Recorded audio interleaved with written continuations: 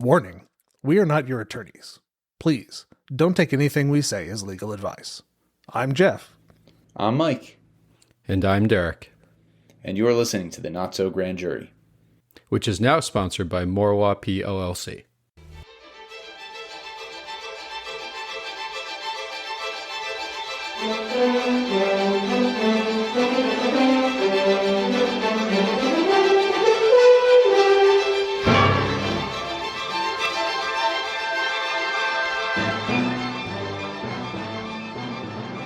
Well, today we are joined by Wes Rist, an international human rights lawyer, formerly of the U.S. State Department, who works on mass atrocity issues.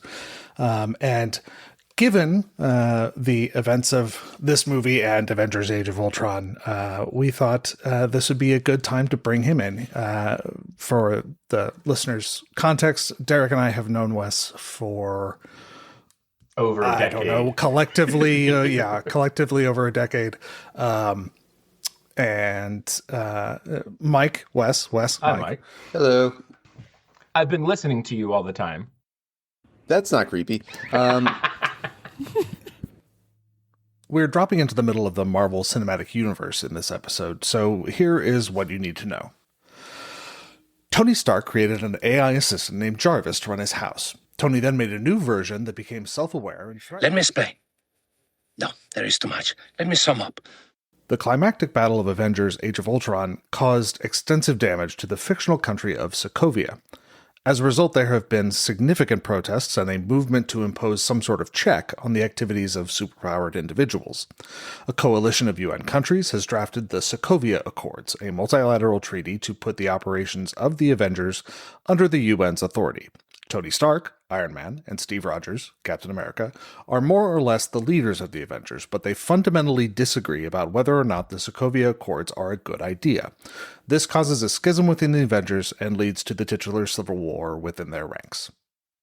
As we've been doing recently, I think it's important for us to give context to all the listeners out there as to what each of us know about this movie and the confines of the universe of the movie.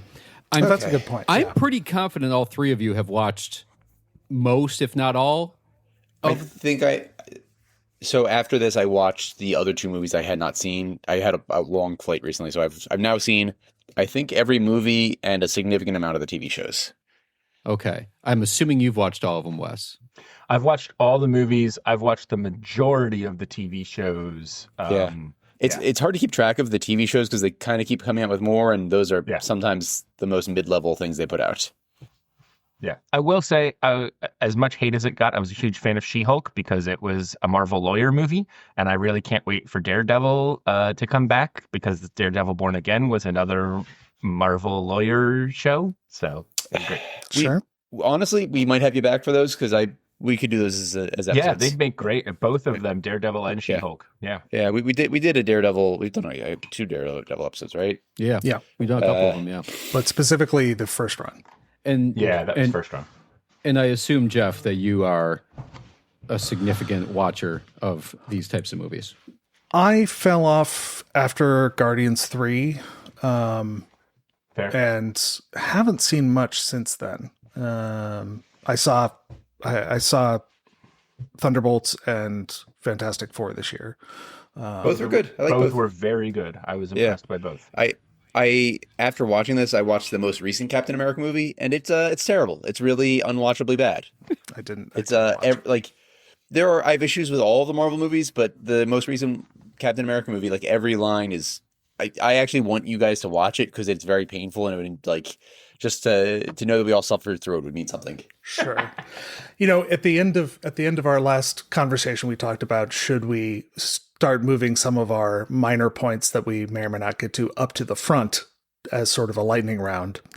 I'm going to raise one now that I have with the Captain America movies specifically, which is that the whole character is premised on the Germans are creating a Ubermensch, and in order to combat that, we're going to create our own blonde-haired Ubermensch, and how that is not the best message for that movie to be sending. No, but it's historically accurate because we basically took all the Nazi scientists after World War II and used them to get to the moon, like straight up blanket amnesties for war criminals.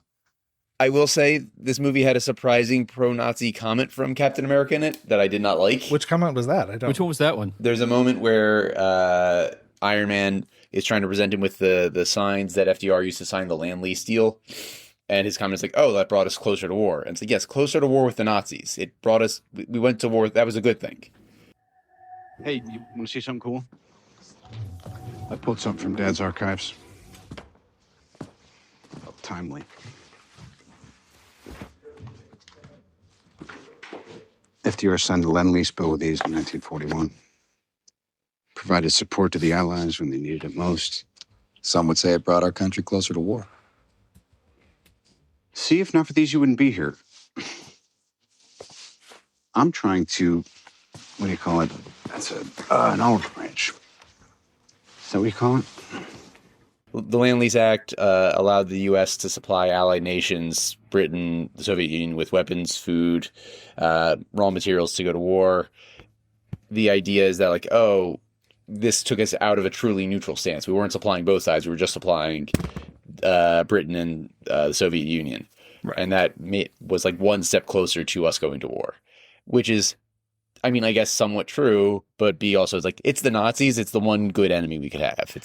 It actually is very true, and it was very intentional. And FDR and the members of Congress that he was working with to try and get America into the war, the Lend-Lease Act was an intentional step towards that because he knew he couldn't bring the American public along yet.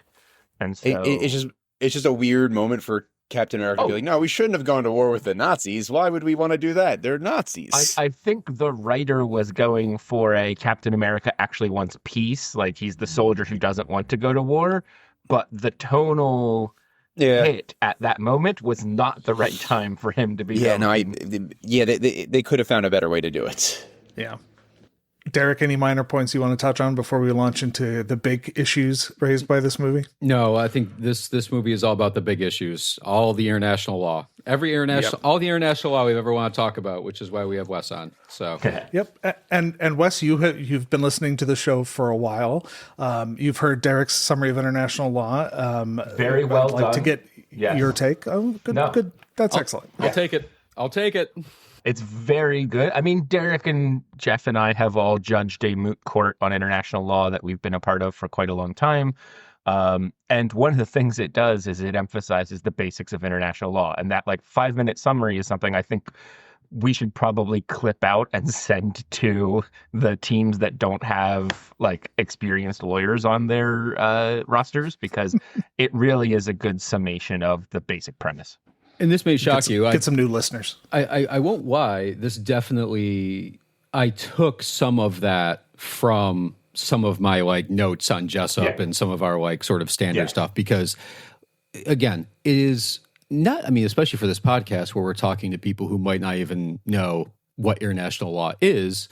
I think that was super helpful. And what is interesting about this movie, and so we've already discussed how most of you have watched all of the movies. I've probably watched 7 of the Marvel movies, not on purpose. Partially, like some of them were on a flight, and I'm like, oh, this seems interesting. Or twice I was invited to watch a movie, and I was like, oh, this is the movie we're watching. And apparently, I picked some really bad ones from what I was told, because I watched Infinity War, which I was not a huge fan of personally, but it also I had no context as to what the hell was going on in the movie. That one in particular, you would have needed to watch. You have to watch. You only have to watch 30 movies to get ready for it. It's not that big. It's not a big. You take a week off. Well, what was funny is I did take a look, and I currently have it in front of me, the Marvel movies in chronological order, which is super helpful to at least understand what the hell is going on. What's interesting is that they are stacked, because I kind of forget that Black Widow, for instance, literally picks up from they have a couple movies that just fill in gaps sometimes. So right, and so that happens to be one of the movies I have watched, in fact. So anyway, and in fact, a lot of the movies I've watched are all crammed around this sort of time period. Because I watched Black Panther, I watched Ant-Man. Like, it's interesting how I crammed them all in sort of the sort of same time frame as this one.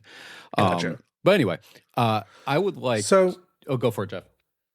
So we're talking about international law because this movie introduces the Sokovia Accords, and Wes, I'd love your take on it. It strikes me as interesting that you're using a multilateral treaty to bind or govern the actions of specific individuals who are not representatives of, they are citizens of different countries, but they are not like government agents or anything like that. And so I'd love to get your take on, does this COVID, like, what does this mean? Yeah, this is one of the fundamental legal flaws in the movie, since this is the not so grand jury and we're talking about the legal elements. Like, look, one of the premises of international law is that it is the law that governs conduct between states. Going back to the Peace of Westphalia in 1648, like, this idea of states can control what happens within their territory and can enter into agreements with other states. And there were examples of this before that point in time, but our modern concept of sovereignty and of international law kind of traces back to there. And when you're saying states, sorry, good point. For our American countries, for anybody in listeners, America, state means country, and that's intentional. Like, the United States of America means the joined countries of the American continent. It's one of the reasons that the Articles of Confederation was so broken, our founding documents before the Constitution, which failed, was because they were trying to basically be a prototype of what the EU has become, but without centuries of history and shared experiences. So in the early days of America, like, Georgia was a country and Pennsylvania was a country and Virginia was a country, and they all printed their own money and they had their own tariffs and their own rules and their own, presumptions of how they did foreign affairs. The Constitution changed all of that and made them a singular nation. One of the weird little tidbits of history I love is that prior to the Civil War, everyone said the United States of America are, because they were a plural entity. And after the Civil War, everyone started saying the United States of America is, because it was viewed as a singular entity. Because that big question about how much power does each individual state have had been resolved at the end of a bayonet. But in international law, states are the subject of international law. And it's not until very recently, literally post-World War II, that we start to see other entities become part of international law. That started with things like the United Nations, and then the African Union, the Organization of American States, the European Union, things like that.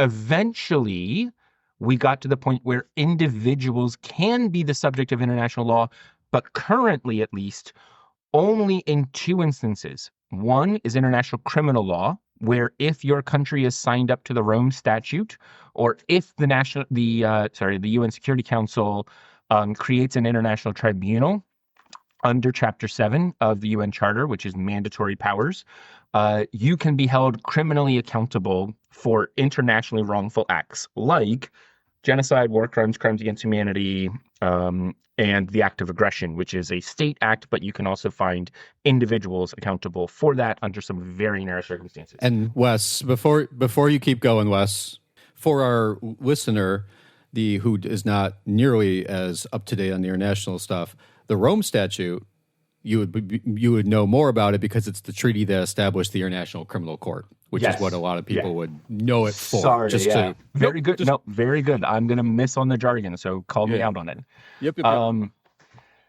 No, so the other thing is individuals can bring complaints against state under, for example, the UN human rights mechanisms, different treaty bodies, even some different UN charter bodies. But that's also very new, relatively recent in terms of who can be an actor in international law. Most of the time, it is just countries agreeing with each other. So the whole idea of the Sokovia Accords being something that binds the Avengers either as a corporate entity. I'm assuming that Tony Stark incorporated the Avengers. Like, there's no way that Stark Industries has not. I mean, Derek probably did their LLC. Like, Well, we know actually is confirmed. we know from the end credit sequence of Thunderbolts that they at least That is own true. the trademark Yeah. for Avengers. But we are the Avengers. The government said so. How does Sam Wilson not understand that? Well, he does have the shield. Well, I got a shield too. It's not a shield. Yeah, it is a shield. It's a shitty shield. Great shield, Bucky. Okay, if he puts together a team, and then the team is called the Avengers, then who are the real Avengers? Well, that's the question the internet has been asking, and judging by the very nasty memes that I've read, they don't think that it's us. Weren't you going to talk to him? I already did. And? It went poorly. I don't know what any of these buttons do. It's unbelievable they didn't mark any of them. You know he's filed for copyright of the name? Did he? Mm-hmm. We're losing credibility. Yeah, but we had very little to begin with. And now there you go.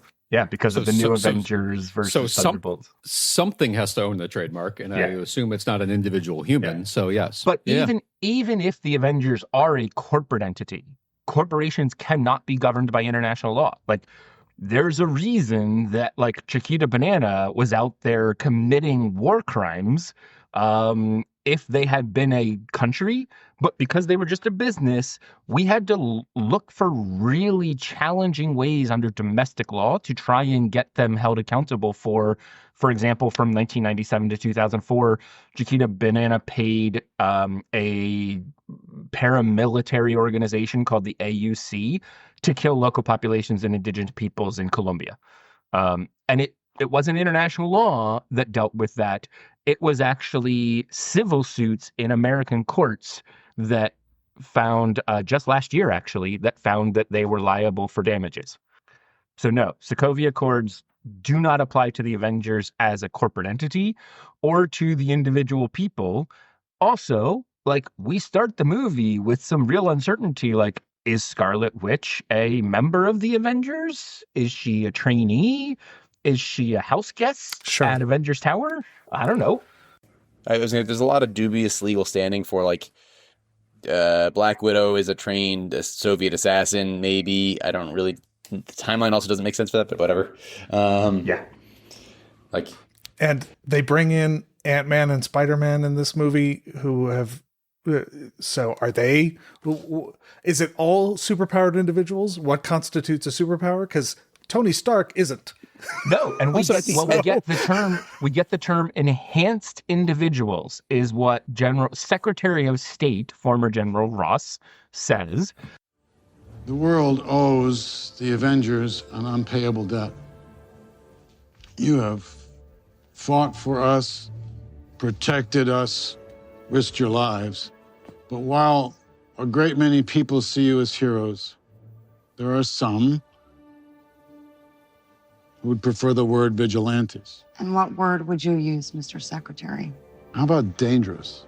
What would you call a group of U.S.-based, enhanced individuals who routinely ignore sovereign borders and inflict their will wherever they choose, and who, frankly, seem unconcerned about what they leave behind? That is not a defined term. That is not something that we have a definition. Who's enhanced? Does the person who has a prosthetic leg, are they an enhanced individual? I mean, Scarlet Witch is just a normal... Scarlet Witch and Hawkeye are just normal humans who just happen to, like... No, Black Widow and Hawkeye. You're right, sorry. Black Widow and Hawkeye, sorry. Black Widow and Hawkeye are just like the normal human stand-ins who just happen to be trained. Yeah. It's also, and I guess I probably should know this because I've seen the movies. The standing after this is that the Sokovia Accords are signed and are enforced, and the other one, anyone who's being a superhero outside of that is a vigilante. Within the structure of the Marvel Cinematic Universe, the Sokovia Accords are international law. Avengers are bound by them. It's been a minute since I've watched some of these movies. Like, is Spider-Man a 16-year-old kid? Like, did he sign his name to that agreement? Is he? They don't bring it up. We don't know. Like, it's never quite addressed because he's working with Shield in some of those movies, and like, yep. Well, and also Nick Fury is very conspicuously absent in all of this. And Yeah, that's fair. Be Yeah. who you He was think a will major run part in the this. prior movie too. Yeah. Derek's very entertained by this conversation. He is. No idea what's So circling back to the international law status of all this, the MCU treats it as established that the Sokovia Accords are in effect. For the past 4 years, you've operated with unlimited power and no supervision. That's an arrangement the governments of the world can no longer tolerate. But I think we have a solution. The Sokovia Accords, approved by 117 countries, it states that the Avengers shall no longer be a private organization. Instead, they'll operate under the supervision of a United Nations panel only when and if that panel deems it necessary. I am very confused from what we see in this movie as to whether or not that's actually true. Because in the conversation that Ross has with them, he says, like, something 120 or so countries have 117. signed it. Yeah. 117 have signed it. But it's going to be ratified at a meeting in 3 days. Yeah. 3 days from now, the UN meets in Vienna to ratify the accords. We'll talk it over. And if we come to a decision you don't like? Then you retire. So this is a whole thing. International law, unlike, actually similar to domestic law. When a domestic law is passed through Congress, it doesn't become law immediately. Usually there is a clause in the legislation that says this law will come into effect on X date. So frequently that is January 1st and everything ticks from there. This is really important because of a principle called ex post facto, which is that individuals cannot be held to account for laws that weren't in place at the time of the act that they committed, both criminal and civil. So if something becomes illegal or fraudulent under civil law and you did it before the law went into effect, someone can't come back and sue you after the fact, ex post facto. In international law, the way this works is usually within the treaty, there is an article that says this treaty will go into effect upon receiving the signatures of X number of countries. And it can be as many or as few as the treaty drafters want. Famously, for example, the Moon Treaty never received enough signatures to actually become international law. It's still hanging out there. Some treaties have very high numbers, have like 120 have to sign before it can actually become international law. Others might only say like 60 countries have to sign. It can vary wildly. However, usually in addition to that, there is some kind of thing that also says after that happens, X number of days or X number of months, and then the treaty will go into effect. So you had mentioned the, there are situations where like some of the multilateral and, bilateral treaties for that matter require a certain number of signatures or ratifications in order for it to become, active, right? I guess because I say law, it's weird because law, it's not law, it's binding between the parties that actually ratify it, right? Especially for bilateral treaties. Like bilateral treaties are 1-to-1, so they don't usually have some kind of, activation thing. Right. And so the example I have is I believe it was the Vienna Convention on the Law of Treaties, which it's a 1969 agreement, and if you're not aware of it, it literally just governs the rules for written treaties, is effectively what it does. And the Vienna Convention, I think, required 35 states to ratify, something along those lines. So it means it required a certain amount of states to actually ratify the treaty. And ratification is different in each state. Like for instance, in like the United States, a treaty must be approved by 2/3 vote of the Senate before the president can actually ratify the treaty. Every nation state's different. Parliamentary countries have to approve it in certain ways, and sometimes there's lengths of time.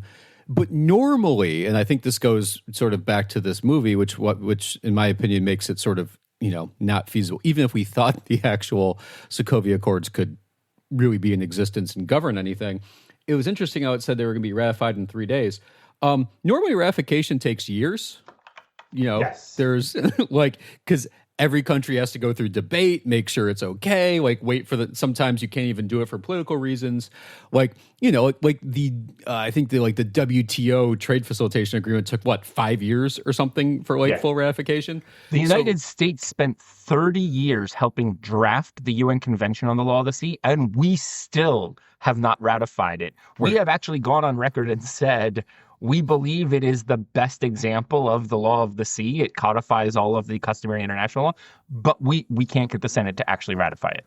Right. So it's just there is one in my mind, and I was, listen, I don't have the sort of full background of the Marvel Universe prior to this to be able to sort of know every little bit detail here. But I will say very early on in the movie when it's like, it's being ratified in 3 days, I was like, okay, good luck with that.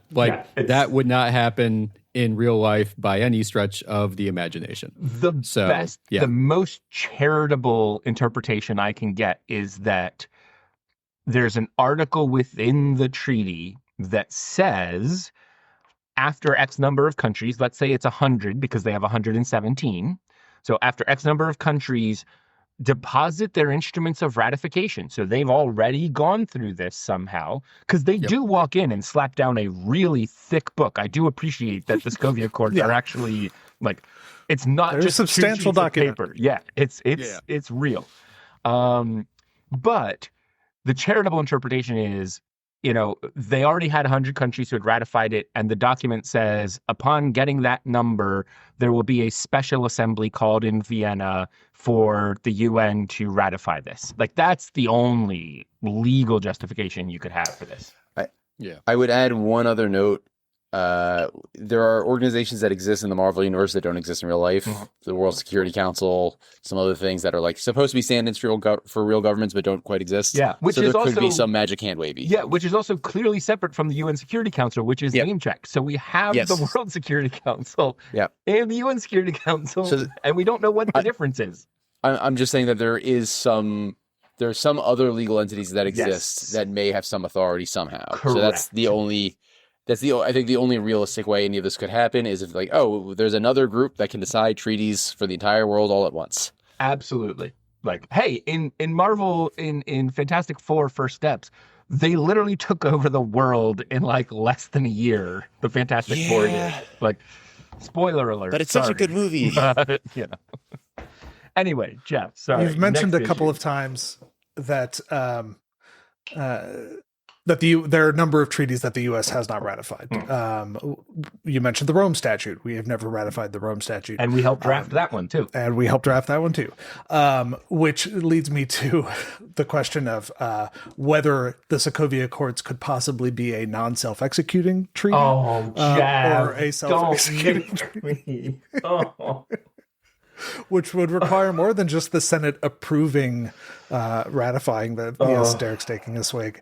That would require it. So my point here is this requires more than just 2/3 of the Senate agreeing to the treaty. The Senate and Congress has to pass a bunch of legislation to put everything in the Sokovia Accords into effect. Yeah. Otherwise, Ross, none of the officials who are taking people to the raft have any actual authority under U.S. law. Jurisdiction authority, yeah. So there's two different elements there. So you mentioned self-executing and non-self-executing treaties. That is a domestic law thing for America, not for the rest of the world. So in American law, there is a theory. It's questionable as to how accurate it is, but it is how we act. Whether or not that's what the founding fathers intended, it is how we have chosen to act, which is that if a treaty is non-self-executing, then the president can sign up to it at a certain level, and the parts of it that don't require domestic legislation will be binding on the United States, and the parts of it that do will not be binding because we don't have those things in our law. If it is a self-executing treaty, you have to go through the Senate. That's the only way. There's also executive agreements, which are a third type of thing that, think the joint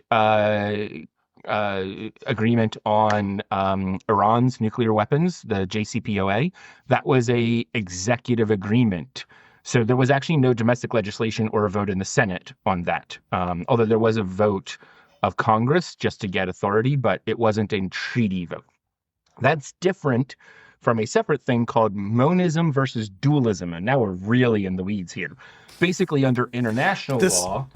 Wes, sorry, Jeff. Yeah. This podcast lives in the weeds. Yeah, that's fair. Okay. In international law, there is the principle of monism or dualism. A monist country, when they sign an international treaty, it becomes part of domestic law automatically. It is. Some of them it's written into the Constitution. Some of them it's separate judicial or legislative understandings that have come into place. But when they sign a treaty, it's part of the domestic law. A dualist country requires an additional step of some kind. So, for example, you mentioned the Rome Statute for the ICC. One of the requirements of that is that you have to make those things that are crimes, genocide, war crimes, crimes against humanity, you have to make those elements crimes in your own jurisdiction as well. In a country that is a monist country, if you sign up to the Rome Statute, all of those crimes become crimes immediately in domestic law. You might have to write out what the actual definitions are and define the elements and all of that, but they are crimes. In a dualist country, we could theoretically sign up to the Rome Statute and not pass the domestic legislation required to implement it. And you could make an argument that we weren't actually fulfilling our obligation to sign up to it, to actually implement the treaty. So dualist countries have extra steps to go through. This is actually very important in this movie because the treatment, and this might be jumping us, but the treatment of Bucky Barnes in the former Soviet Union. The Soviet Union has signed up to a bunch of international treaties, but it is a dualist country. And so just because it signed up to, for example, the International Covenant on Civil and Political Rights, which has a prohibition against torture and has a freedom of expression element, the Soviet Union never actually applied domestic legislation to implement those rights in their own country for somewhat obvious reasons. And so Bucky never actually had those protections when he was being medically experimented on, had a limb amputated and a vibranium arm grafted on, brainwashed and tortured by Hydra. But Hydra was a government actor in Russia or in the former Soviet Union at that time. Within the MCU, not within the MCU. Sorry. Yes, all of this is within the MCU. In real life. Don't get me started on whether or not Hydra makes more sense as to explaining Russia's current actions. I was going to say, I think legally we have to say everything is based on the cinematic universe because I don't want anyone to think that any of this is actually real. The real life cinematic universe. Oh, God. Someone mute Mike. Actually, I can mute Mike, but I'm not going to. So we hit a lot of points there. I guess let's get back to sort of, because of course we went into the weeds because this is what our podcast does. Is there any scenario where the Sokovia Accords could actually exist in real life and have any type of form of law against the Avengers? Like, is there a scenario? So, Wes already laid out the point that like we have a poorly defined term of enhanced individuals. At the same time, like we probably actually would want some kind of regulation about vigilantes crossing international lines and enforcing whatever laws they want to. Like there is like a pretty, at some point we should probably talk about like which side do you fall on? Are you on the Captain America side of this or the Steve Rogers side of this? 100%. That's going to be a debate. The same side, but sorry, the Iron Man side of this or the look, Captain every America international lawyer that I know is like, no, look, I mean, if it were Steve Rogers, the catch here is, look, if it were Steve Rogers as he is portrayed, I'd trust everything, but it's not going to be. Well, also like the idea, like the character of Steve Rogers is in the MCU and in a lot of the comic books is like this infallible, perfect human being. And like, that's just stupid. Nobody's that infallible. Hold on. Your favorite person in the world makes mistakes. Can we go back? Because I'm not as much of a nerd in this area as you guys are. Yeah. What the hell did you say when you're like, if it was actually Steve Rogers? What the fuck does that mean? So he's saying Steve Rogers is the paragon of humility, virtue, recognizing his own limitations, but always choosing to. He is the Superman of the MCU. It's this perfect character that That is somehow not, that always is makes not right what decision. happens in this movie. No. For the record. No. And No. it's actually one of the things that I think works about the movie is that there is nuance introduced into the MCU's version of the Big Blue Boy Scout. Like, it is a complicated question. Every international lawyer that I have talked to about this is like, no, 100% Iron Man. Because, let's be clear, we lived through this in the early 2000s when the United States decided that their interpretation of international law meant that they got to invade not just Afghanistan, but also Iraq. Like, the Sokovia Accords is the superhero equivalent of the UN Charter that says you can't invade other countries. This is UN Charter Article 2.4. You're just not, territorial integrity matters, and you can't commit acts of aggression on another country. Vision and Wanda Maximoff alone are weapons of mass destruction. You have sentient choice. That should terrify everybody in the Marvel universe. Tell me, Captain, do you know where Thor and Banner are right now? If I misplaced a couple of 30 megaton nukes, you can bet there'd be consequences. Compromise, reassurance. That's how the world works. Believe me, this is the middle ground. It's fair. All of this is fair enough, and I think we can have a debate because I might be able to take the other side if I really think about it. But I think more and the bigger question I have is, okay, ignoring the fact that there is a very vague definition of what it means to fall under the Sokovia Accords. Yeah. Can you? And I guess here comes the question, because I honestly don't know the universe well enough as you guys. Are they government actors? No. Well, so actually, this is a good point. Like Captain Rogers, or Steve Rogers, Captain America, holds an active duty rank in the U.S. military. Right. Sam Wilson repeatedly gets pointed out, not just in this movie, but in other parts of the MCU, as, hey, you're a reservist. You were active military, and then you stepped away. Hawkeye and Black Widow are both active members of an intelligence agency, SHIELD, that is a U.S. government agency. And also continue to work with the U.S. military and also SHIELD. Yeah, SHIELD started the Avengers Initiative, which is a member of the So Rhodey as well. All of this has ties to government. The question is, when it comes to people like Stark, when it comes to people like Bruce Banner, when it comes to people like Spider-Man, where their ties to the U.S. government are tangential at best. Like, Stark does not need SHIELD's money to do the things that he's doing. Now, he's a smart businessman, so I'm sure he is charging for every damn paperclip on anything related to the Avengers to SHIELD. But does that establish them as government actors? That's a really interesting question. Because I'll say, if they're government actors, that changes the calculus, right? It does. But it's also clear that if they are a rogue government actor, because the U.S. apparently didn't know that they were in Lagos. And we should talk about what happens in Lagos, because there's a lot of problems about it kind of started the whole Lagos. movie, actually. Let's move.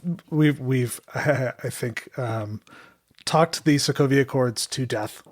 Here's the funny thing. I don't think we've talked it to death because there's so much there, but we've certainly hit the high points of it. Probably wouldn't exist in real life, but yes, I agree. Yeah. All right. So Lagos, we start the movie with, after the little interlude of Bucky getting his brains, scrambled again. Poor Bucky.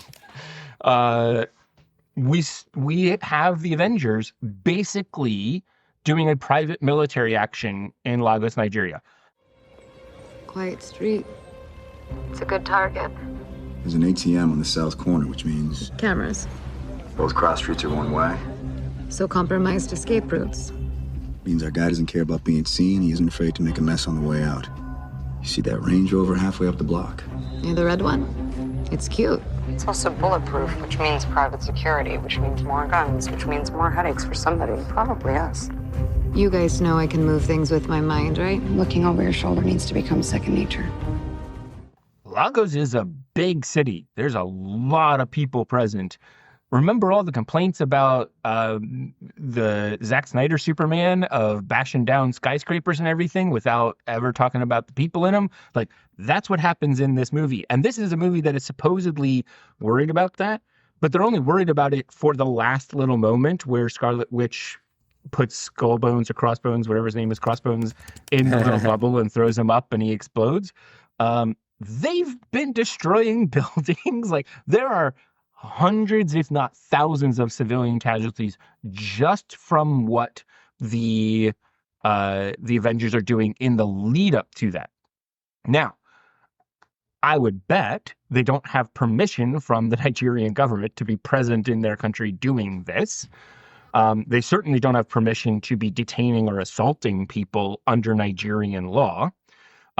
Interestingly, I did a little bit of research. Nigeria did have a Good Samaritan law proposed at one point, and they did not pass it.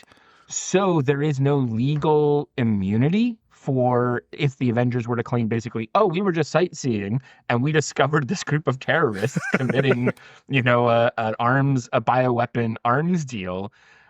They'd still be liable for all of the civil damage or all of the property damage and all of the actual harm to individuals that occurred. And they're all being funded by Stark. Like, they clearly got there on a Stark Quinjet. So, like, if I'm a lawyer in Nigeria, I am suing the hell out of Stark Industries for everything that happened there, because those are some deep pockets. Those are some deep pockets. Sam Wilson and Natasha Romanoff straight up kill two people when they have that scene with the bioweapon, the vial of the whatever that was supposed to be. They just straight up murder two people. Like, whatever his red hawk thing shoots one of them in the head, and Natasha shoots the other one in the head. Like, that's it. They're Was dead. it Red Wing? Was that the name of it? Red Wing, yeah. There you go.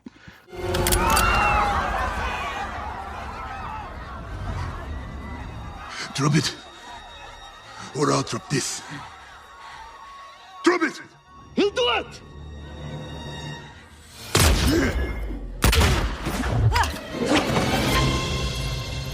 Payload secure. Thanks, Sam. Don't thank me. I'm not thinking that thing. His name is Red Wing. I'm still not thinking it. That character annoys me. Oh. Yeah, and then look, Scarlet Witch basically turns Crossbones into a fuel air explosive, which is a bomb that is designed intentionally to aerosolize an explosive chemical, usually some kind of petrol, above the ground and set it off so that the blast wave comes down and does more damage. Like, she turns them into a more dangerous thing by trying to quote unquote help. And Rogers later on admits that he froze when Crossbones basically talked about Bucky Barnes. He has some line about, like, I went back to being a 16-year-old kid and didn't act. What legal authority does an enhanced individual like Wanda Maximoff have to operate in Nigeria? It's my fault. That's not true. You turn the TV back on. They're being very specific. I should have clapped that bomb vest long before you had to deal with it. Rumlow said Bucky, and all of a sudden I was a 16-year-old kid again in Brooklyn.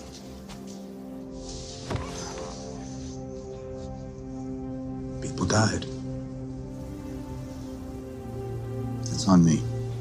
It's on both of us. So, right.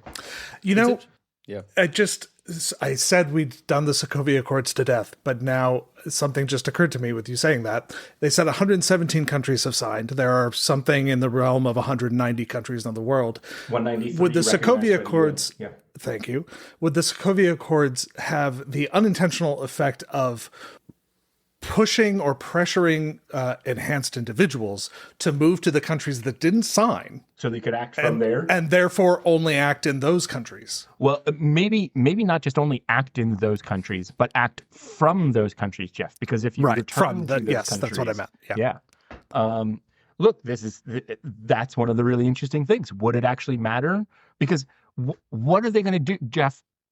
Ultimately, I mean, this is Robert Cover legal philosophy kind of stuff. Ultimately, you come back to the power of the law is someone with a nightstick is going to force you to do this. Like the bailiff is the ultimate enforcer of a court's power. Violence is the enforcer of the law. Who's going to enforce the law against enhanced, quote unquote, enhanced individuals? Who's going to show up and make Captain America obey?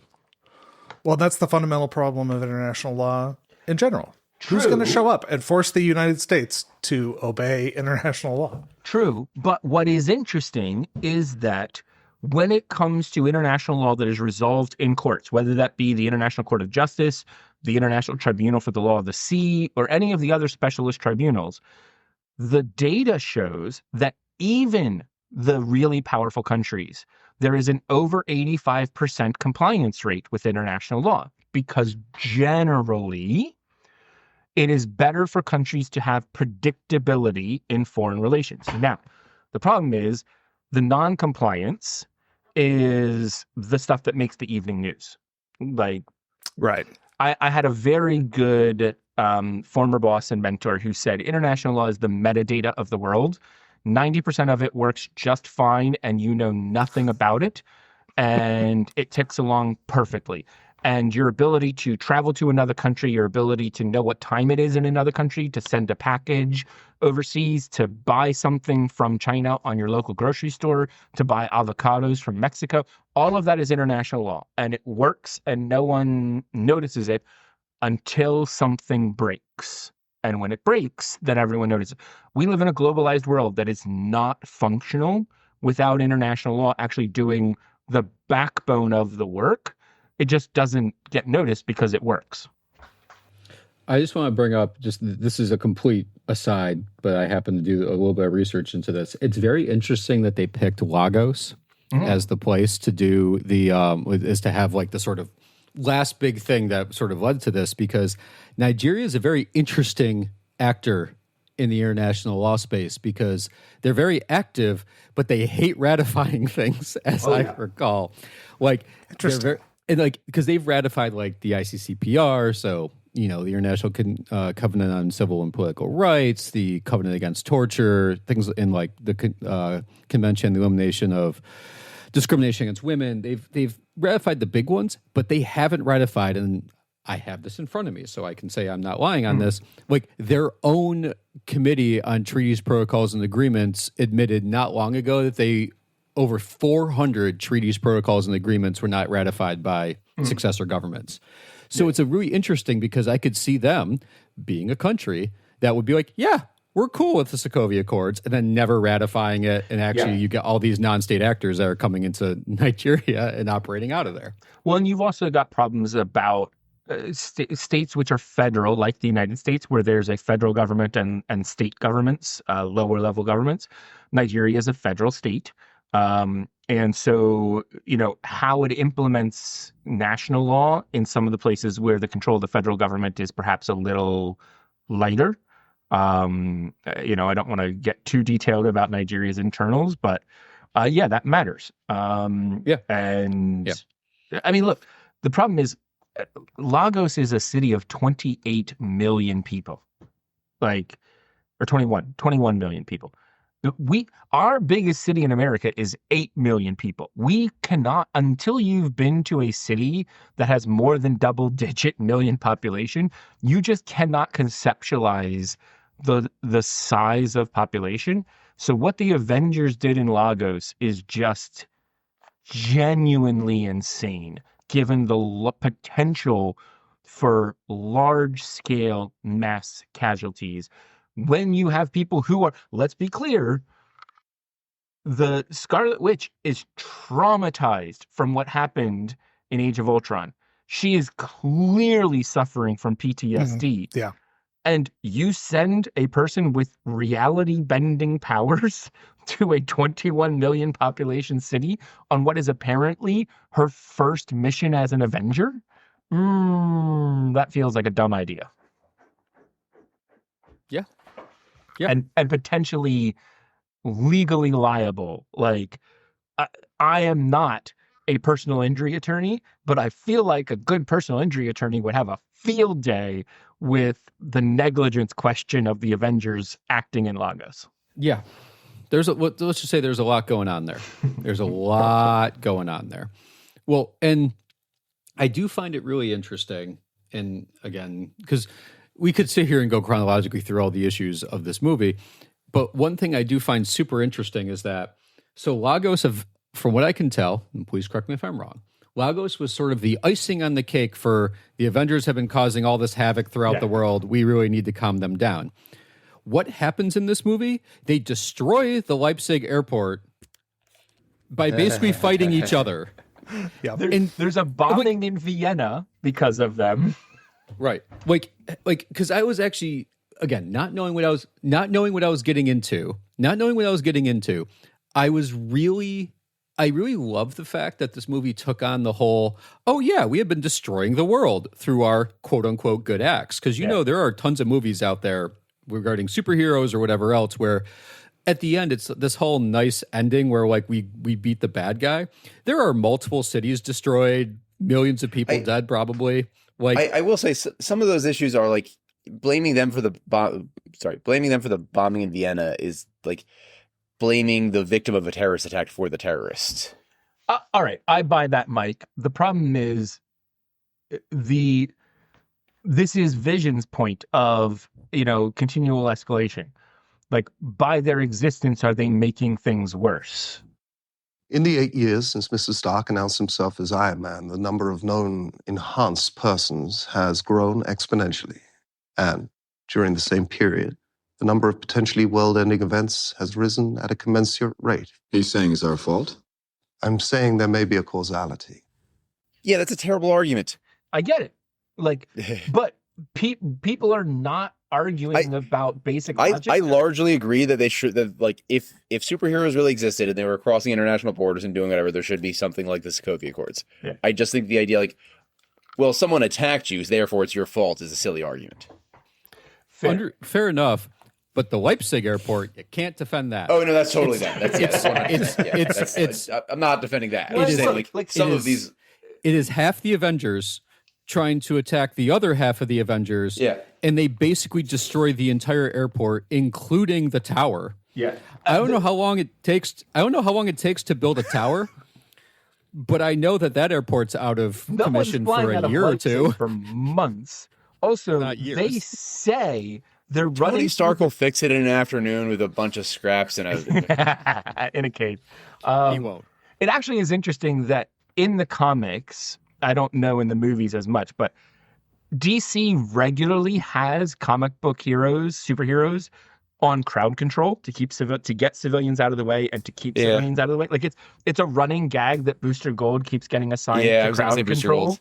And the Flash is like not notorious, is well known for like cleaning up after his fights with his villains. Like he shows up and repairs things. Like there's a whole comic book once about him like rebuilding the entire infrastructure of Central City because he got into a big fight with a super villain. Marvel never does that. Like every once in a while, Spider-Man talks about like trying to limit the damage to Manhattan. They had a reference to, I forget what was the third Spider-Man movie, one of the Spider-Man movies, second Spider-Man movie. They had a reference to like the people that come in and clean up all the alien technology. Yes. And that's a reference to a Marvel comic book where people would do that and then occasionally get superpowers because they touched some alien artifact or whatever. And there was a whole black market for like, the reason they did that is because there was a whole black market for gangs to try and buy alien technology so they could rob banks easier and shit. I have a city contract to salvage all this, okay, with the city. I apologize, Mr. Toombs, but all salvage operations are now under our jurisdiction. Please turn over any and all exotic materials that you've collected, or you will be prosecuted. Ma'am, what am... Oh, please, come here. Wait, come on. Look, I bought trucks for this job. I brought in a whole new crew. These guys have a family. I have a family. I'm all in on this. I could lose my house. I'm sorry, sir. There's nothing I can do. If you have a grievance, you may take it up with my superiors. Your superiors? Who the hell are they? The joint venture between Stark Industries and the federal government, the Department of Damage Control, will oversee the collection and storage of alien and other exotic materials. So now the assholes who made this mess are getting paid to clean it up. Yeah, it's all rigged. Experts estimate there are over 1,500 tons of exotic materials scattered throughout the tri-state area. Hey, Chief. We still have another load from yesterday. You're supposed to turn this in, right? I ain't hauling it. It's too bad. We could have made some pretty cool stuff from all that alien junk. I'll tell you what. Let's keep it. The world's changing. It's time we change too. So let's talk about a few other international law related issues here. We see it at several points in the movie, the raft. We aren't given many details. We're not given many details of exactly like who runs this thing, but this is a floating submersible prison. Presumably in international waters, because if you're going to build that kind of thing, you build it in international waters. The futurist, gentlemen! The futurist is here! He sees all. He knows what's best for you, whether you like it or not. Give me a break, Barton. I had no idea they'd put you here. Come on. Yeah, well, you knew they'd put us somewhere, Tony. Yeah, but not some supermax floating ocean pokey. You know, this place for maniacs. This is a place for Criminals. Criminals, Tony. I think that's the word you're looking for. Well, and by the way, when it comes to international waters, I think the general population thinks there's no rules on the high seas. That's not true. Right. Which is not true. Like, I mean, if there's states involved or state actors, it's a very different conversation. Yeah. Also, just boats have flags, and the countries whose flag they fly is the law that binds on that vessel. Yeah. It is true that there is a different legal regime in place on the high seas than in territorial waters or on land. It is not true that no law applies on the high seas. Like, I can't count the number of times I've seen TV shows or episodes where someone's like, "Oh, I'm going to kill them outside of international or in international waters," and then I'm not, no, that's not how that works. And like Derek said, if these people are state actors, then laws that govern the behavior of states apply to them. Right. Yeah. So the whole raft, like, look, it's an obvious nod to Guantanamo, which is not on the high seas, by the way, but is on the United States government leased Guantanamo from the Cuban government for 99 years, and then kind of strong-armed them into renewing that lease when it was coming up. And the reason that we do the things we do in Guantanamo is because we argue that U.S. domestic law doesn't apply there. And because America has not signed up to some of the relevant treaties or believes that they do not apply in our domestic courts, it has been really hard to apply domestic law. Jeff, Derek, and I all know an attorney who works on behalf of defendants in Guantanamo. I think we know several. We actually do know several, yeah, who do that work. And it is challenging, complicated work, intentionally so. The U.S. government has done this to make it hard to resolve the legal issues in question. But that is different from there being no law that applies. And that argument was made by the Bush administration, that no domestic law actually applied to the individuals who were housed at Guantanamo. And the courts did away with that argument and said, no, that's dumb. You don't get to argue that. That is basic principles of international law, of domestic law, is if the U.S. government is doing something, the courts get to have a say in what they're doing. Well, and in fact, I think that segues decently well to a big question I had, which I noticed you put into your outline, Wes, which is T'Challa has a very interesting scenario here because he's not just a generic Avenger. He's kind of really early in the movie in charge of his country. Yeah, so kind of. Great. He's king of that country. Yeah. So, he's not. Yeah, he is. Yeah, he's the prince. He there's at a hole the in the next. Oh, in okay. Hang on. At the start, he is the prince, but in the scene with Zemo at the end. He specifically says, when you killed my father, I was already Black Panther. I was the protector of my country. When you killed my father, I became its king. The Black Panther has been the protector of Wakanda for generations. A mantle passed from warrior to warrior. Now, because your friend murdered my father, I also wear the mantle of king. So I ask you, as both warrior and king, how long do you think you can keep your friend safe from me? And in Black Panther, in the movie Black Panther, I'm thinking, you know, what he has to do the whole fight. That is to be the protector. Now, the movies are inconsistent with each other because Killmonger, Michael B. Jordan, the best villain. Hang on. Cue Derek going on mute for the next 10 minutes while you guys argue about this. I'll be Go back. for it. Yeah, you're fine. In Black Panther, when Killmonger defeats T'Challa in the first round of the trial, he apparently becomes the de facto ruler of the country. That is not what the movie states the trial is about. The movie states the trial is about who's Black Panther. And it is very clear that Black Panther is not always the king of the country. But somehow the Marvel Cinematic Universe rule on this gets disputed. At this point in time, however, both within the MCU and under international law, when T'Challa's father, dies, T'Challa becomes not just the king, according to domestic law, but under international law, he is the senior governmental representative of his country. He has full authority to act for his country on the international stage, which also means, and this is what Jeff was getting, or maybe Derek was getting at, he has diplomatic immunity. He has full head of government immunity.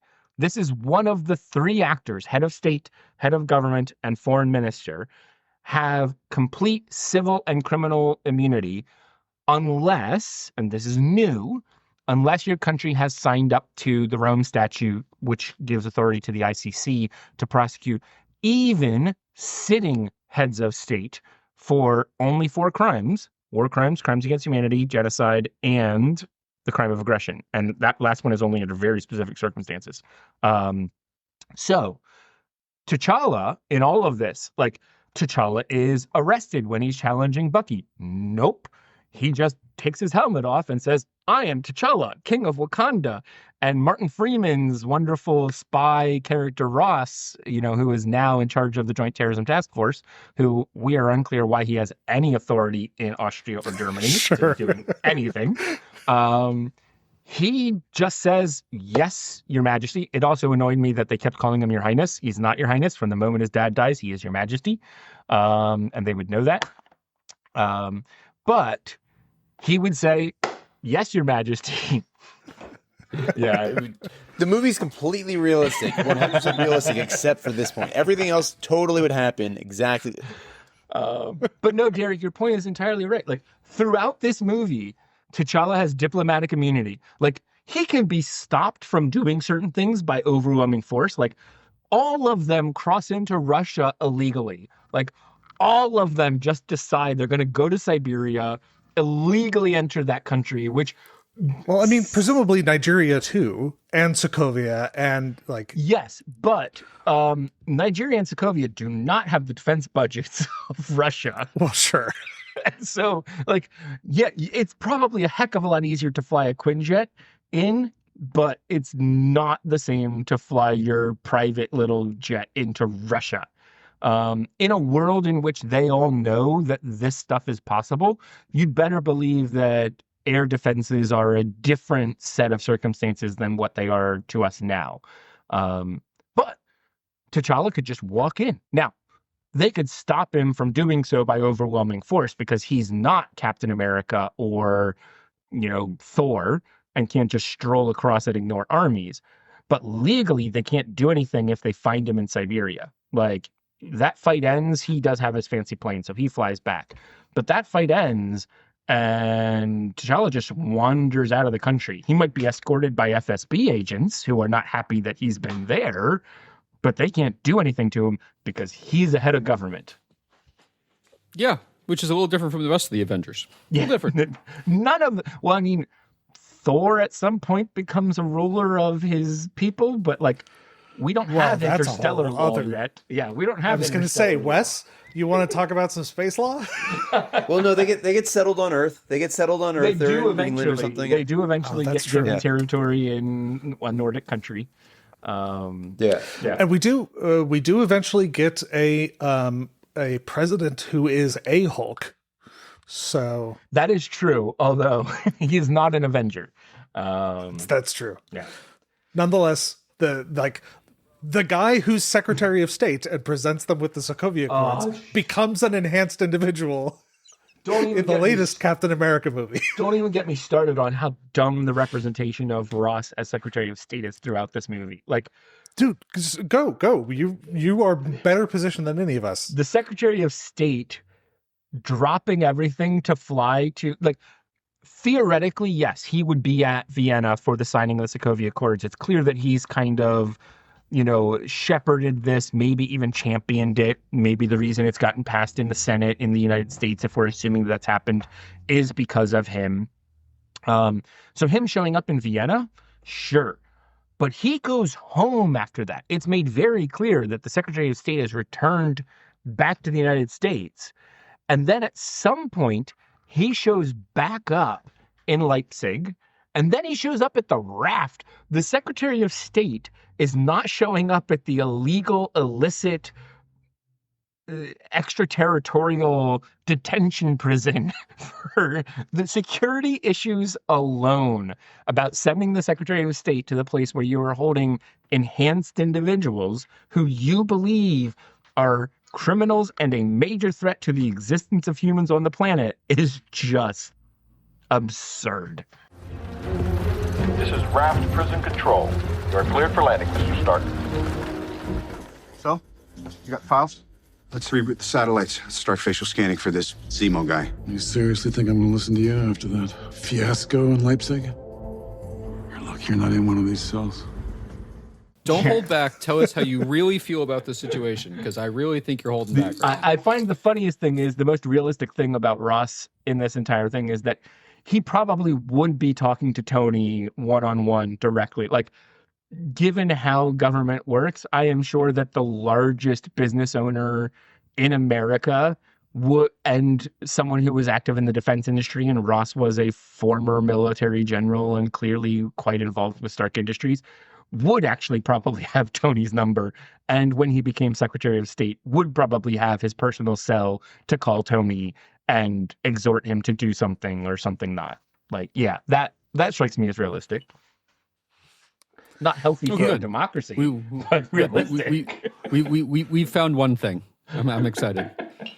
We mentioned the Rome Statute a few times and the crimes that it prohibits. And I think it's worth saying or acknowledging that, had the Avengers committed any of those crimes, then they could be tried in front of the International Criminal Court.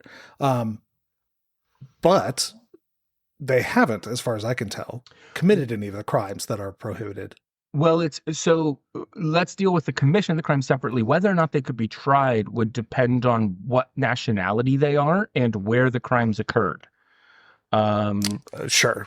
So the ICC still has to have jurisdiction, just like any other court. And if your country is not signed up to the treaty, or if the crimes did not occur in the territory of a country that signed up to the treaty, you cannot actually be brought in front of the court. So, for example, as we've said repeatedly, the United States has not signed up to the Rome Statute. And if American soldiers were to commit offenses that did violate the Rome Statute, theoretically, hypothetically, if they were to commit such offenses on a country's territory that did not sign up to the Rome Statute either, the ICC would have no jurisdiction whatsoever. Like it just does not. It does not have the ability to. But you are also right, Jeff, that the actions as they occurred, the act of aggression is not going to apply here because that can only be states, and they are not acting on behalf of the state. Like, all that it takes is for the U.S. government to disavow, even if that tenuous connection that we talked about is present, the United States just disavows their actions, says they were acting ultra vires, which is outside the legal authority that they were granted as government actors, and they could not have committed the act of aggression then. In addition to that, were they subject to the court's jurisdiction legally, there are very specific guidelines about what constitutes war crimes, crimes against humanity, and genocide. Crimes against humanity, the real trigger is it can happen inside of a conflict or outside of a conflict. It does not matter. And it does not matter technically how many people are involved, but it does have to be widespread or systematic. Neither of those would be true about any of the actions of the Avengers in this movie. Like, you could not make that case convincingly. Even if a prosecutor brought those charges, the pretrial chamber would dismiss them out of hand. It just wouldn't be there. I'll clarify. Oh, sorry, go ahead. You said it has to either be widespread or systematic, and the word systematic, without some more clarification, they do have some sort of system, the Avengers, but it has to be a systematic attack directed against a civilian population, and that is not. Yeah, the system in place doesn't mean they had a strategy about their battle plan. The system means that they were intending to cause harm to civilians, and they did so in a repeated, discernible fashion that happened, multiple times. The genocide is, interestingly, genocide can occur with the death or non-death of one person. It is the destruction in whole or in part of a particular group of people. And there are definitions as to what that group needs to be and characteristics of what they are. We won't go into the details there. The reality is that the most difficult thing about genocide is intent. You have to prove specific intent. And I know you all have talked about intent on the podcast before. Mm-hmm.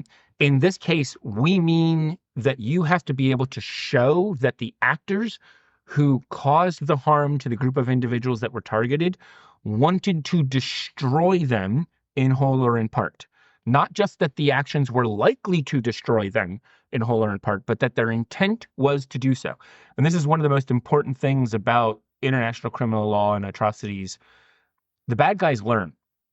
We had good evidence of, for example, the Rwandan genocide or what happened in the former Yugoslavia, because people were writing things down. People were saying things over the air. People were sending official communiques with instructions, and those people were prosecuted. And when the bad actors throughout the world have seen those prosecutions happen, the lesson that they have learned is don't write shit down and don't say things in public places, because the Genocide Convention required, and it's worth mentioning, the Convention Against the Prohibition and Punishment of Genocide, Convention on the Prevention and Punishment of Genocide, requires that specific intent. And so the bad guys learned that, boy, if we deny them the evidence of that specific intent, they can't come after us. And so the Avengers, even if you felt that their intent was to do so, you'd have had to be able to prove that. And nothing in the movie shows that their intent was to destroy in whole or in part a group of people. The interesting one is war crimes. If the Avengers are state actors, and if deploying an Avengers team in a country is inherently an act of aggression, so you are creating a situation of armed conflict. Normally, sending, 6 people to Lagos, Nigeria would not be sufficient to be an act of aggression. But if it's 6 enhanced individuals or 7 enhanced individuals, I don't know. That's a different question. The challenge under war crimes is that it revolves around certain principles codified in what everyone knows of as the Geneva Conventions. So there are 4 distinct Geneva Conventions. There are several additional protocols or optional protocols for those different conventions. They govern everything from like the treatment of POWs to targeting decisions in active combat related to civilian protection and the like. Now, it's also important to realize that these conventions were not created to protect civilians. They were created to protect military commanders from the consequences of their actions. They wanted to be able to act without worrying about, are we going to get in trouble for doing so? So the point of the Geneva Conventions is not to prevent all civilian deaths. The point is to limit as much as possible civilian deaths, which is why principles like necessity and proportionality come into effect. And this is the idea that the military action you take must be necessary to the overall objective that you are pursuing. So in this context, the Avengers are trying to prevent a bioweapon from being sold to a third party. Is the action they take a military necessity to achieve their objective? Could they have achieved it a different way? And when they're in combat, is it proportionate to the threat that they are facing? I think you could make an argument that the Scarlet Witch acting against unpowered individuals may not be a proportionate response. But it does get complicated when you throw bioweapons into the equation, because bioweapons are inherently a weapon of mass destruction. And so if you're preventing a weapon of mass destruction from being sold to terrorists, you probably have a little more leeway. It's also worth noting that I don't know of many, if any, court cases that have actually second-guessed an on-the-ground commander about necessity and proportionality. Those are really subjective decisions that courts really feel uncomfortable opining on. We have this phrase, the heat of the battle, the heat of the moment. Like, this is literally that kind of thing. I will say, as an international human rights lawyer, I think courts should be more willing to engage on those questions. But traditionally, they have not. And second-guessing military commanders as they exist in the moment on the ground is a really tenuous thing, and it's really challenging to make those arguments. We actually have a War Crimes Act in the United States government, in the United States domestic law. We have never prosecuted anyone under the War Crimes Act. We have prosecuted people for acts that rose to the level of war crimes, but we have prosecuted them under different statutes, not under the War Crimes Act, because we don't want to set that precedent. Interesting. All right. Any other points that we want to go over before we get into our ratings? Mike, actually, can I ask you one thing? Because I'm looking at our notes and I see on the last page just a picture of Kevin Feige with the word physics. The hat thing. I have a bunch of random things to go over, guys. Sorry, I should have hit some of these earlier. Oh, so the physics doesn't have anything to do with him and a hat. That's a separate rant. Okay. So I was very confused. There's some memes going around about how there's two kinds of Marvel movies. There's the action movies and then the hat movies. The hat movies are the spy ones, and you can tell that they're spy movies. Like, they're trying to blend in and wear hats. I think if you go to the notes, I do see like everybody in baseball caps. Yeah. So those are different movies that they all decide to blend in and wear a baseball hat. I will link to the Reddit thread on this because that's very important. Okay. Someone pointed out that the reason they do that is Kevin Feige wears the same fucking hat. Oh, interesting. Yeah. So I've got one random thing.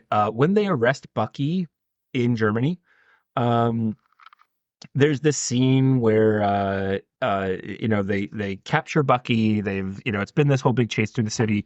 Bucky may have not killed people, neither did Captain America theoretically, but they 100% like cripple people for life. Like, they're throwing. He smashes a cinder block through somebody's chest. Yeah. They're throwing people through walls.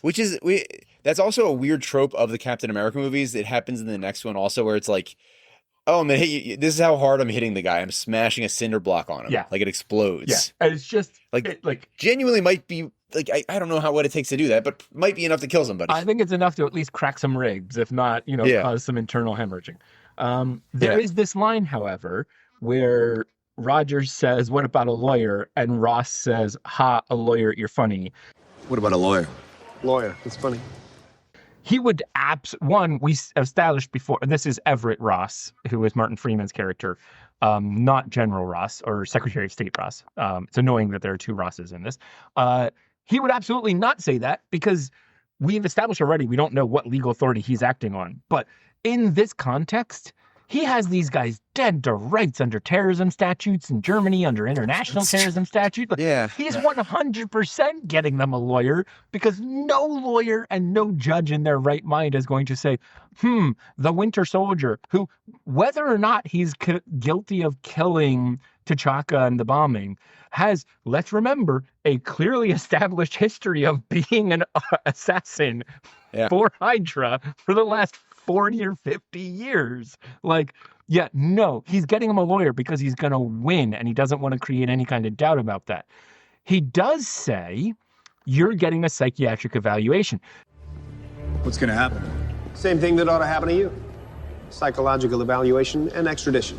This is Everett Ross, Deputy Task Force Commander. And I thought that was interesting because that would actually be true. Under both German domestic law and the European Court of Human Rights. So Germany has signed up to the European Convention on Human Rights. This is a regional body of law that applies underneath international law. And it's worth noting that law is always the basement level of guarantees and protections. You can always add more protections on at your choice as a country. The European Convention adds more protections. It reaffirms some of the international protections for individuals, but it adds more. One of the things that the European Court of Human Rights has said, and this was a case called Aswat v. the UK, or Aswat v. the UK, I don't know. But it specifically said if you're going to extradite someone, because that's the other part of Ross's statement, is going to get a psychological evaluation and then you're going to be extradited.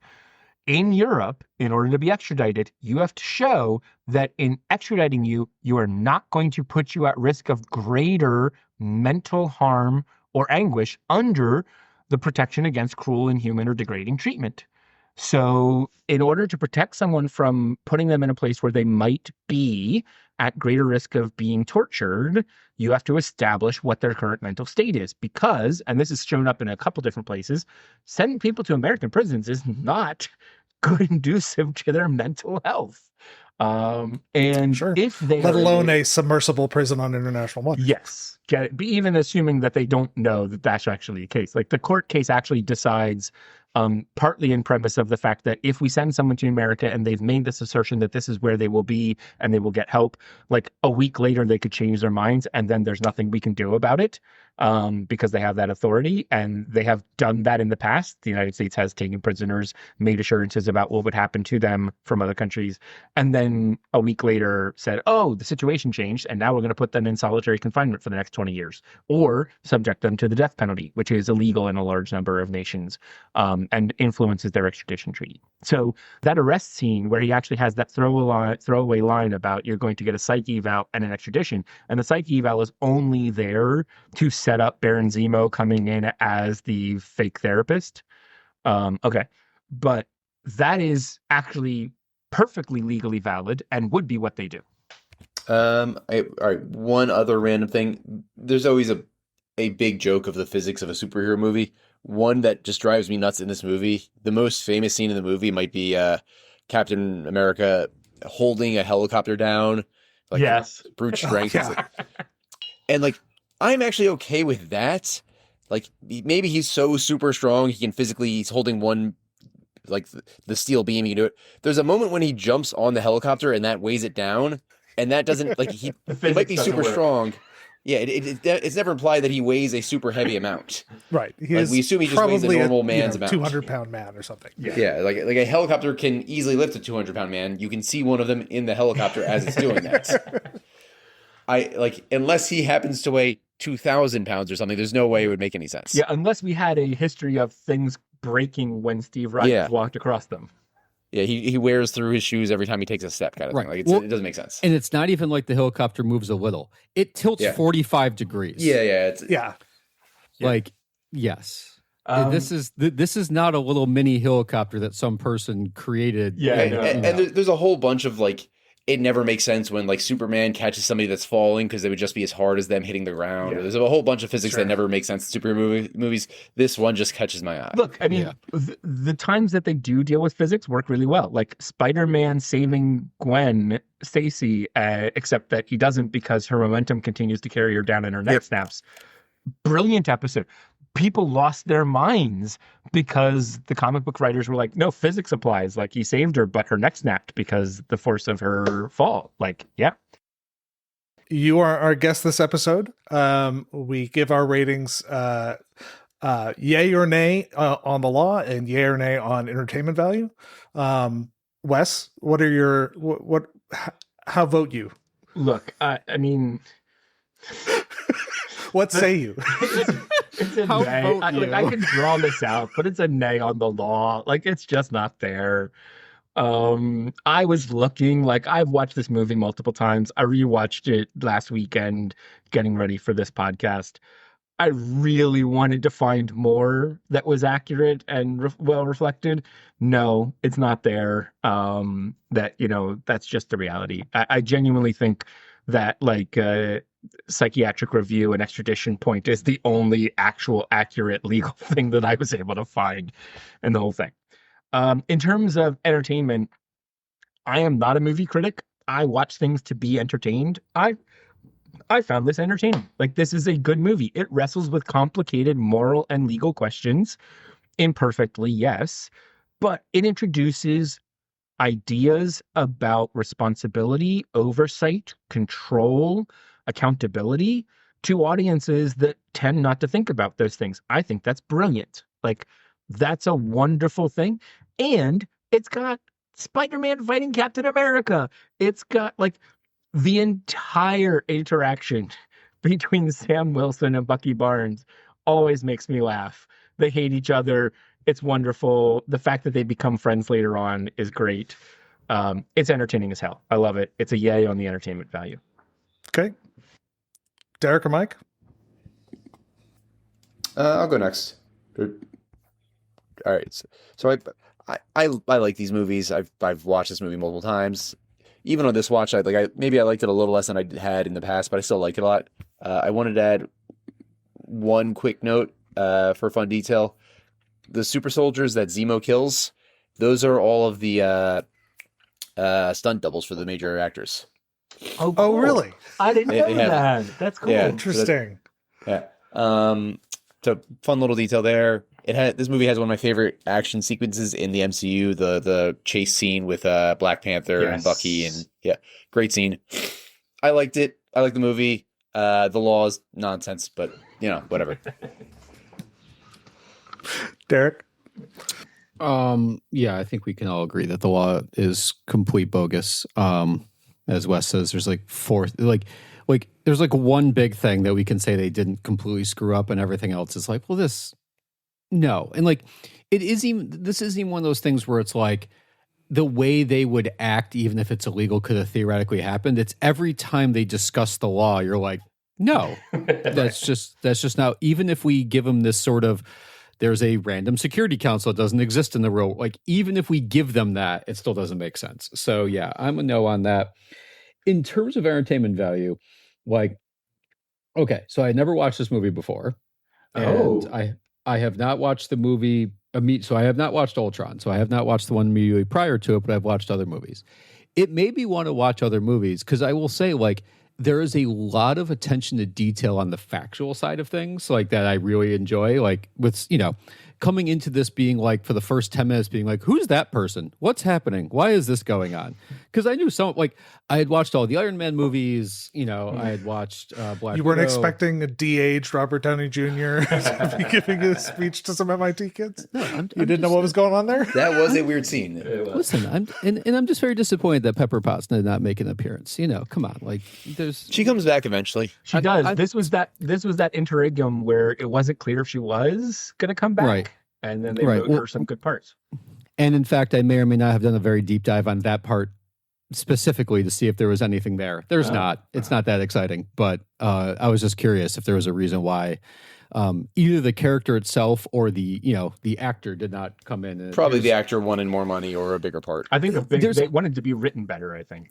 Well, I did some brief research into that part. There's nothing obvious out there that was she clearly said no, but I could see a scenario behind the scenes where they were negotiating. I mean, listen, the star power in this movie is bonkers. Yeah. Right? Yep. It's complete bonkers. In fact, Marissa Tomei is the most randomest, 3-minute Weirdly hot character. Introducing her as Aunt May blew our minds in the theater. We all lost our shit. Well, I listen. It's hard. It's hard to go back to that point in time when Spider-Man first pops on the screen there and everyone's like, "Oh my god!" Yeah, right. Well, and that's what was interesting was I had done a little bit of research beforehand, and so I knew Spider-Man appears because I checked the cast list and everything else.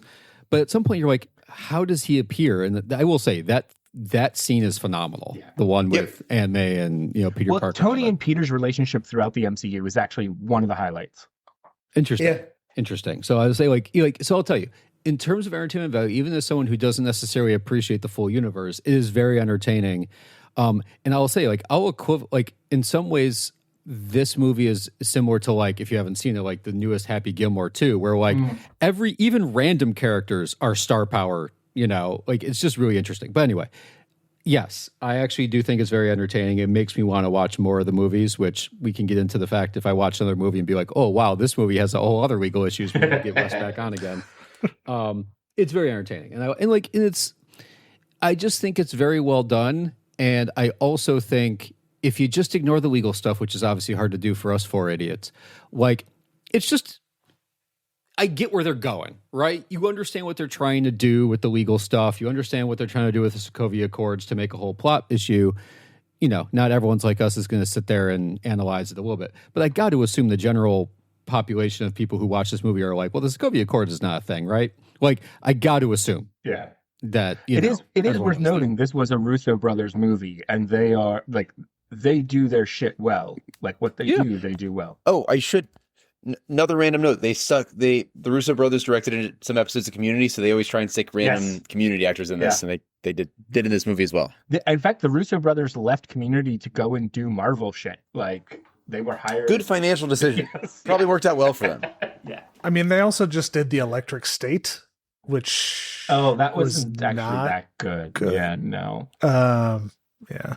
I'm kind of So for my part, I think on the law, no. I wrote down How to Get Away with Murder here because jeez, that's a hell of a comparison. There's a reason, and that is, and I may have made this point in our our original Love Guaranteed episode. I can't remember, but I think it was How to Get Away with Murder. Yes, they go to a great extent to talk about the ramifications and how should oversight be exercised, when should restraints be put on the use of power and things like that.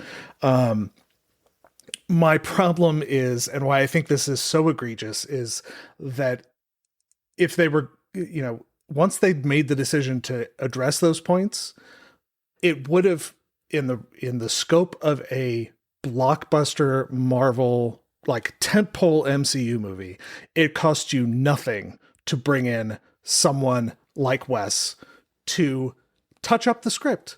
Just make a few little changes to make it to accurately represent how the world works. I would 100% I'm sure you would. To make me an LLC to be a script consultant on international law for comic book movies in a heartbeat. When you are taking on the responsibility of having that conversation in the form of a pop culture event thing, part of the with great power comes great responsibility. You've got to exercise some care in how you participate in that conversation, and they don't. And it really, I'm voting no. I wish I could I wish we were back when we were voting as justices, how many out of 9 justices. So you could say 0. So I could say 0. On entertainment value, yes, this is an entertainment movie. It drags. We don't need Tony going on for 15 minutes with in the hologram with his mom and dad. We don't. There's a bunch of stuff that we don't need in this movie. Honestly, the entire raft scene could have been cut. Sure, you could have had one. Yeah, but then you get a cool scene where Tony puts on his armor, and you need those. Yeah, you could have That's had the whole movie. One interaction with Wilson on the way to him being incarcerated somewhere that has the same effect as going to the raft. You could have cut all of that out. Yeah. It drags, but it is a fun movie. I was looking forward to watching it again. I don't regret watching it again. There's like you all have said, there's some really good performances in here. There is a good conversation happening around the issues that we discussed. There are huge flaws as well. So on entertainment value, I'm a yes, but it does drag. I think, Jeff, you actually raise an important point, which is that, this conversation felt shortchanged from a legal perspective. And I think that's actually a failing of international lawyers to actually convey to the general public why this shit actually matters. And we talked about this recently as to the complete decimation of our foreign assistance funding in the United States with the closure of the USAID and the firing of a large number of State Department employees, because we have not done a good job of conveying to the American people why this stuff matters, why it actually affects their daily lives, even though they don't see it. And certainly it's not going to be covered by the day-to-day news. But, getting on my soapbox, like, mass atrocities occurring around the world have a direct impact on, middle American ethics and issues, but also their economics and their safety and their day-to-day experience of life. They just don't see it because the consequences are like 3 steps removed.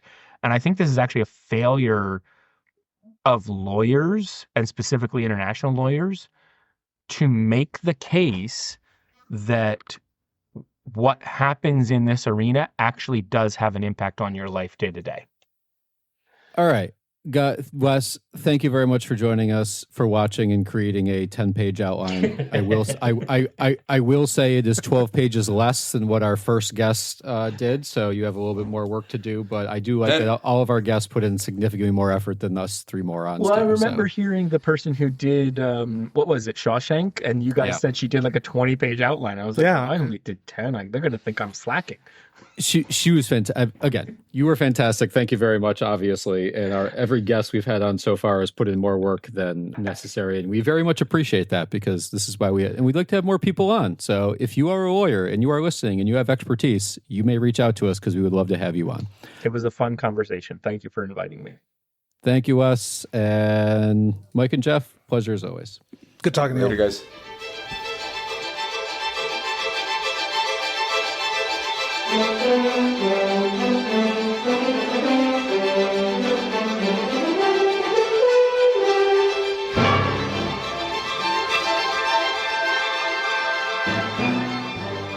The Not So Grand Jury is sponsored by Morwa P. LLC. The opinions expressed in the Not So Grand Jury are those of the hosts themselves and not of their respective employers. The theme music for the Not So Grand Jury is from Gustav Holst's Jupiter and is in the public domain. If you'd like to get in touch with us, if you want to suggest future movies, or even if you want to offer corrections, you can email us at notsograndjury@gmail.com or message us on any of our social media accounts. The Not So Grand Jury is copyright 2025, all rights reserved.